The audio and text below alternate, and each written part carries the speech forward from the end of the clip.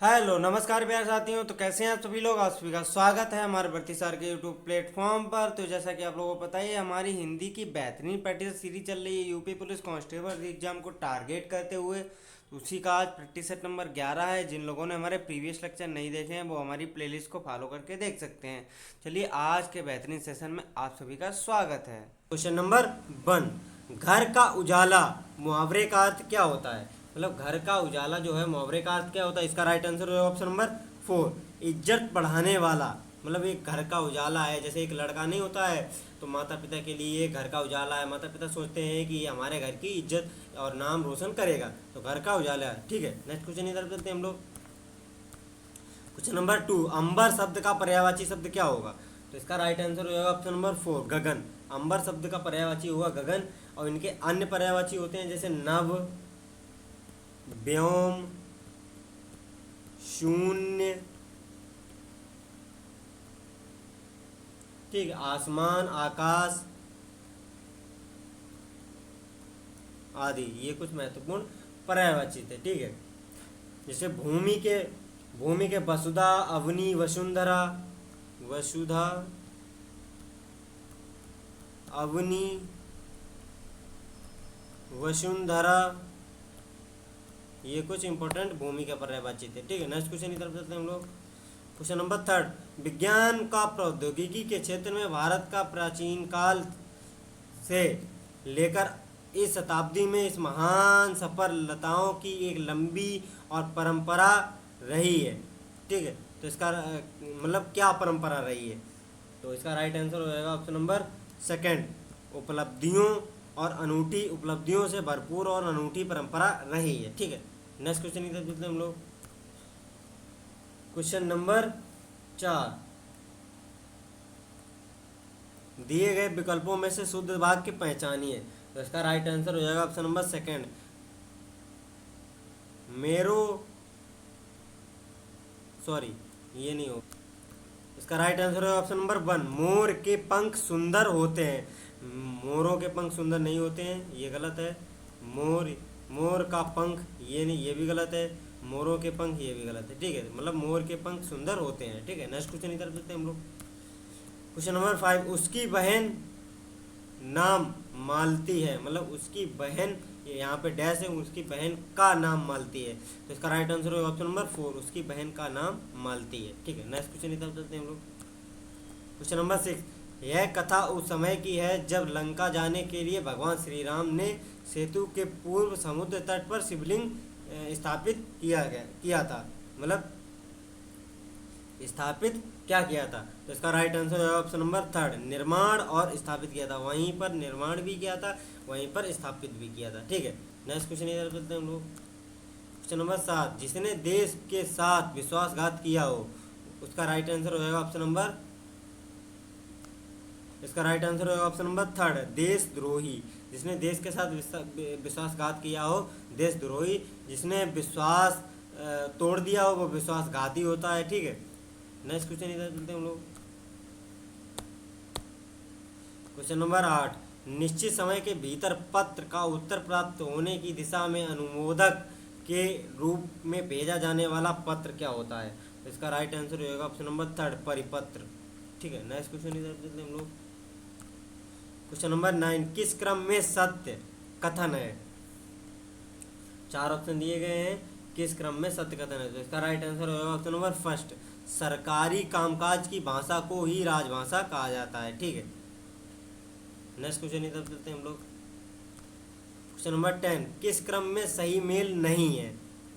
मतलब किस क्रम में जो है वो सही मेल नहीं है। तो इसका राइट आंसर होगा ऑप्शन नंबर 1, ग्रह, दशा, गृह, घर। ठीक है, ये ग्रह क्यों गलत है, मतलब दशा नहीं होती है। ग्रह जो सूर्य के चारों ओर परिक्रमा करते हैं, जैसे पृथ्वी हो गया, मतलब शुक्र हो गया, ये ग्रह वाले वो हैं। ठीक है, ये दशा नहीं होती है। चिर, बहुत समय, चीर, वस्त्र का खंड। ठीक है, तरणी, सूर्य, तरणी, नाव, ये भी है। मात्र, केवल, मातृ, माता, ये तीनों ही सही है। तो इसका राइट आंसर है ऑप्शन नंबर 1। नेक्स्ट क्वेश्चन इधर चलते हैं हम लोग। क्वेश्चन नंबर 11, किस क्रम में भद्र का तद्भव शब्द दिया गया है। मतलब भद्र का तद्भव शब्द दिया गया है। तो इसका राइट आंसर होगा ऑप्शन नंबर फर्स्ट, भद्र का होता है भला। ठीक है, नेक्स्ट क्वेश्चन इधर करते हैं हम लोग। क्वेश्चन नंबर 12, सामने जो बड़ा सा मकान दिखाई दे रहा है वह मेरा है, मैं कौन सा सर्वनाम है? तो इसका राइट आंसर हो जाएगा ऑप्शन नंबर थर्ड, निश्चयवाचक। मतलब वह जो सामने दिख रहा है बिल्कुल निश्चित वस्तु है, वो संकेत कर रहा है, तो ये हो जाएगा निश्चयवाचक सर्वनाम। ठीक है, नेक्स्ट क्वेश्चन इधर करते हैं हम लोग। क्वेश्चन नंबर 13, बिहारी ने सतसई लिखी, में सतसई शब्द में कौन सा विशेषण है?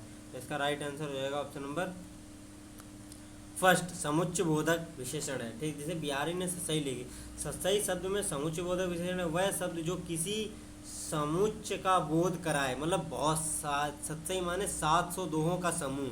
ठीक है, समुच्चय 700 दोहों का समूह जो होता है का बोध कराए, वहाँ समुच्चय बोधक विशेषण कहलाता है। ठीक है, नेक्स्ट क्वेश्चन इधर करते हैं हम लोग। क्वेश्चन नंबर 14, किस क्रम में परिमाण बोधक विशेषण है? तो इसका राइट आंसर होगा option number third, Mohan 2 kilo दूध पी गया। मोहन 2 किलो दूध पी गया, मैं 2 किलो दूध के परिमाण को बता रहा है, मतलब 2 किलो दूध एक निश्चित परिमाण होगा, तो ये निश्चित परिमाणवाचक विशेषण का उदाहरण है। ठीक है, नेक्स्ट क्वेश्चन इधर करते हैं हम लोग।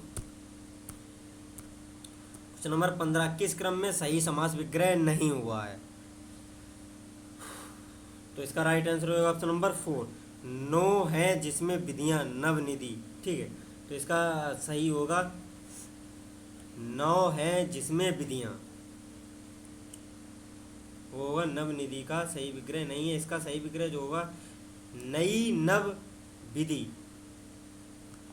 नई नव विधि, ये इसका सही विग्रह होगा। ठीक है, जैसे नीली है गाय, नील गाय, बैलों से खींचे जाने वाली गाड़ी, बैलगाड़ी, क्रोध रूपी अग्नि को क्रोधाग्नि, ये तीनों ही सही है, ये नहीं सही है। ठीक है, नेक्स्ट क्वेश्चन इधर करते हैं हम लोग। क्वेश्चन नंबर 16, कौन सा विशेषण निश्चित संख्यावाचक विशेषण नहीं है? तो इसका राइट आंसर हो जाएगा थर्ड, सैकड़ों लोग मारे गए। ठीक है, मतलब इसमें निश्चित संख्या नहीं, सैकड़ों लोग, पता नहीं कितने सैकड़ों लोग, 1000, 2000, 100, 200, कितने सैकड़ों लोग मारे गए, कुछ निश्चित है। कुर्ते के लिए 2 मीटर कपड़ा, मतलब 2 मीटर एक निश्चित है ना। ठीक है, चाय में 50 ग्राम चीनी डालो, कितनी? 50 ग्राम, एक निश्चित परिमाण है, मतलब निश्चित संख्या है 50 ग्राम। 1 किलो आम से ज़्यादा मत दो, कितना? 1 किलो, एक निश्चित है, तो इसका राइट आंसर होगा option number third. Next question इधर करते हैं हम लोग। क्वेश्चन नंबर 17, मैंने आम ले लिया को बहुवचन क्या होगा? मतलब मैंने आम ले लिया का बहुवचन क्या होगा? तो इसका राइट आंसर हो जाएगा ऑप्शन नंबर थर्ड, हमने आम ले लिया है। ठीक है, नेक्स्ट क्वेश्चन इधर करते हैं हम लोग। क्वेश्चन नंबर 18, वह काम बहुत ढंग से करते हैं, वाक्य का काल पहचानिए। मतलब वह काम जो है बहुत ढंग से करते हैं, वाक्य का काल है सामान्य वर्तमान काल। ठीक है, तो इसका राइट आंसर हो जाएगा ऑप्शन नंबर 4, वह काम बहुत ढंग से करते हैं, वर्तमान की बात हो रही है जो सामान्य बिल्कुल है। ठीक है, नेक्स्ट क्वेश्चन इधर करते हैं हम लोग। क्वेश्चन नंबर 19, विकल्पों में से स्त्रीलिंग शब्द का चयन कीजिए। ठीक है, सागर होता है, ये तो पुल्लिंग है। छात्र होता है, ये भी पुल्लिंग है। अग्रजा होती है, ये स्त्रीलिंग है। राजन होता है, ये पुल्लिंग है। अग्रजा मतलब घर की बड़ी बेटी। ठीक है, नेक्स्ट क्वेश्चन इधर करते हैं हम लोग। क्वेश्चन नंबर 20, सन 2009 में कथाकार संजीव को उनकी किस रचना के लिए इंदु शर्मा अंतर्राष्ट्रीय कथा सम्मान लंदन दिया गया था? तो इसका राइट आंसर हो जाएगा ऑप्शन नंबर फर्स्ट, जंगल, जहाँ से शुरू हुआ था। इस रचना के लिए इंदु शर्मा अंतर्राष्ट्रीय कथा सम्मान लंदन दिया गया था इनको। ठीक है, तो नेक्स्ट क्वेश्चन इधर करते हैं हम लोग। क्वेश्चन नंबर 21, 17वें रमाकांत स्मृति कहानी पुरस्कार से किसे सम्मानित किया गया था? तो इसका राइट आंसर हो जाएगा ऑप्शन नंबर फर्स्ट, इंदिरा डागी को। ठीक है, नेक्स्ट क्वेश्चन इधर करते हैं हम लोग। क्वेश्चन नंबर 22, खटाई में पढ़ना मुहावरे का आशय क्या है? मतलब खटाई में पढ़ना, इसका राइट आंसर हो जाएगा ऑप्शन नंबर 4, निर्णय ना होना। मतलब बिल्कुल खटाई पड़ गया, निर्णय ही नहीं ले पा रहे हैं। ठीक है, जब तक अध्यक्ष नहीं आएंगे तब तक मेरी नौकरी का मामला खटाई में पड़ा रहेगा, ये एक मतलब वाक्य रूप हो जाता है। ठीक है, इसका नेक्स्ट क्वेश्चन इधर करते हैं हम लोग। क्वेश्चन नंबर 23, आहे दाल का भाव मालूम होना, मतलब आटे दाल का, आटे दाल का भाव मालूम होना मुहावरे का उचित अर्थ क्या होता है? तो इसका राइट आंसर हो जाएगा ऑप्शन नंबर सेकंड, कष्ट का अनुभव होना। मतलब बिल्कुल पता चल गया कि आटे भाव का दाल क्या होता है। जैसे बाप ने लड़के को अपनी प्रॉपर्टी से अलग कर दिया तो उसको भी आटे दाल का भाव पता चल गया है कि क्या कैसे चलता है। ठीक है, नेक्स्ट क्वेश्चन इधर करते हैं हम लोग। क्वेश्चन नंबर 24, दिए गए विकल्पों में से रिजु का विरुद्धार्थी शब्द कौन सा है? तो इसका राइट आंसर होगा ऑप्शन नंबर सेकंड, वक्र। रिजु का विलोम शब्द होता है वक्र। ठीक है, नेक्स्ट क्वेश्चन इधर करते हैं हम लोग। क्वेश्चन नंबर 25, दिए गए विकल्पों में से सही वाक्य चुनिए। मतलब सही वाक्य कौन सा होगा? तो इसका राइट आंसर होगा ऑप्शन नंबर सेकंड, स्वभाव के अनुकूल तुम्हें यह कार्य करना चाहिए। ये शुद्ध वाक्य होगा। ठीक है, शेष में अन्य वाक्य में त्रुटिपूर्ण है। नेक्स्ट क्वेश्चन इधर करते हैं हम लोग। क्वेश्चन नंबर 26, दिए गए विकल्पों में से शुद्ध वाक्य छांटिए। तो इसका राइट आंसर हो जाएगा ऑप्शन नंबर फर्स्ट, भारत में अनेक दर्शनीय स्थल हैं। ठीक है, इसका राइट आंसर हो जाएगा। नेक्स्ट क्वेश्चन इधर करते हैं हम लोग। क्वेश्चन नंबर 27, कदाचित शाम तक वो वापस आ जाएं। इस वाक्य में प्रयुक्त काल को पहचानिए। कदाचित शाम तक वो वापस आ जाएं, तो इसका राइट आंसर होगा ऑप्शन नंबर 4, संभाव्य भविष्य काल। मतलब भविष्य में वो संभावना लगाई जा रही है कि कदाचित शाम तक वो वापस आ जाएं, तो ये भविष्य में बात होगी। और आ जाएं मतलब वो संभावना होगी। ठीक है, तो संभाव्य भविष्य। ठीक है, नेक्स्ट क्वेश्चन इधर करते हैं हम लोग। क्वेश्चन नंबर 28, सर्वश्रेष्ठ रस किसे माना गया? तो इसका राइट आंसर होगा ऑप्शन नंबर सेकंड, श्रृंगार रस। ठीक है, इसका स्थायी भाव रति होता है। श्रृंगार रस को ही श्रृंगार रस को रसराज भी कहलाता है। इसमें प्रेमियों के पवित्र प्रेम का उल्लेख होता है।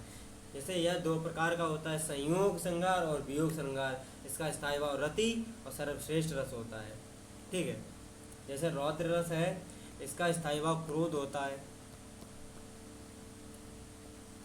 ठीक है, जैसे करुण रस है, इसका स्थायी भाव शोक होता है। जैसे वीर रस है, वीर रस का स्थायी भाव उत्साह होता है। ठीक है, नेक्स्ट क्वेश्चन इधर करते हैं हम लोग। क्वेश्चन नंबर 29, संदेशनी मधुबन कूप भरे में कौन सा अलंकार है? मतलब संदेशनी रघुवन कूप भरे में इसका राइट आंसर हो जाएगा ऑप्शन नंबर 4, अतिशयोक्ति। बढ़ा कर कह रहा है, मतलब संदेशनी मधुबन में कूप भरे।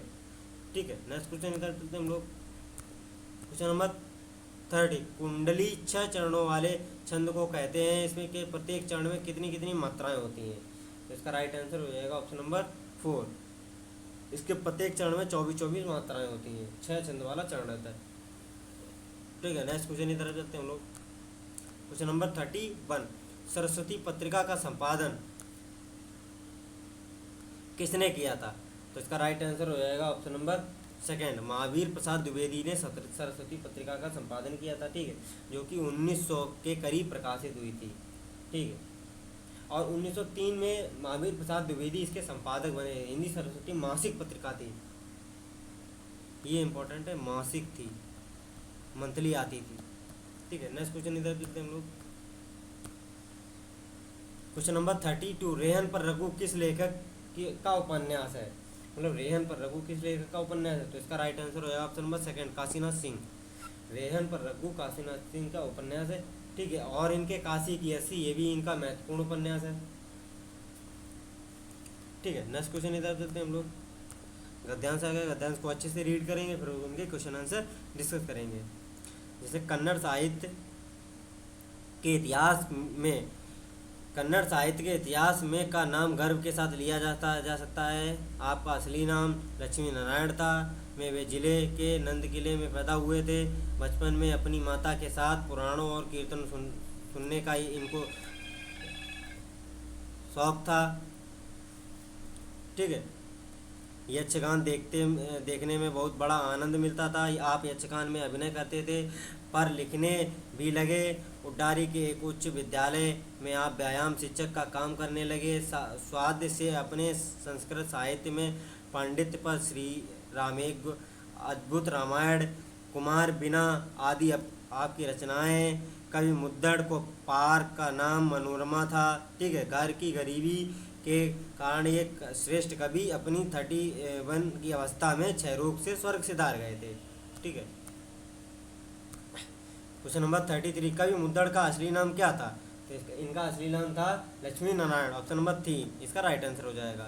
नेक्स्ट क्वेश्चन इधर चलते हैं हम लोग। क्वेश्चन नंबर 34, कवि मुद्दड़ मतलब कहाँ के थे? ये थे मंगलूर जिले के, ठीक है, मंगलूर जिले के नंद लिके गांव में पैदा हुए थे। इसका right answer option number first, नंद लिके, ठीक है। नेक्स्ट क्वेश्चन इधर चलते हैं हम लोग। क्वेश्चन नंबर 35, कवि मुद्दड़ एक उच्च विद्यालय में शिक्षक का काम करने लगे थे, मतलब किस भाषा में? तो इसका राइट आंसर हो जाएगा ऑप्शन नंबर सेकेंड, कन्नड़, मतलब ऑप्शन नंबर फर्स्ट, कन्नड़ भाषा में, ठीक है।